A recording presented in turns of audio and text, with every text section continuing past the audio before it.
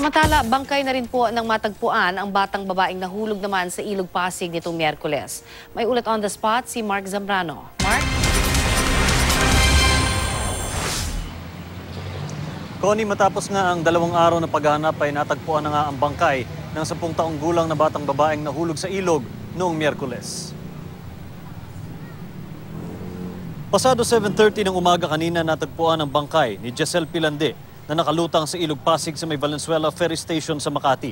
Pasado alas 4 ng hapon noong Miyerkules nang mahulog si Jessel sa ilog habang naglalaro sa gilid ng dike sa Barangay Poblasyon sa Makati. Ayon sa mga kaibigan ni Jessel, nawala ng balanse ang bata at nahulog sa ilog. Humingi sila ng tulong pero hindi na nakita si Jessel. Makikita sa CCTV na tila may nahulog sa ilog pero hindi maaninag kung si Jessel nga ang nahulog. Rumesponde sa lugar ang mga tauhan ng Barangay Poblasyon, ang mga kawani ng Philippine Coast Guard, maging ang search and rescue team ng MMDA hanggang kagabi.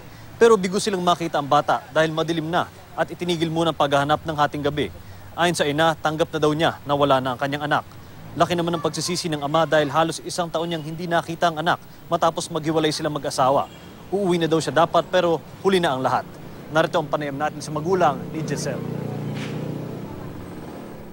Sa lahat po ng nagpaabot sa akin ng moral support, sa lahat po ng mga volunteer na pumunta po, mga lahat ng tumulong para po makita lang po yung anak ko, sa lahat po ng nandoon na nakiramin, nagpuyat, kasabay ko po. Maraming salamat po sa support nyo.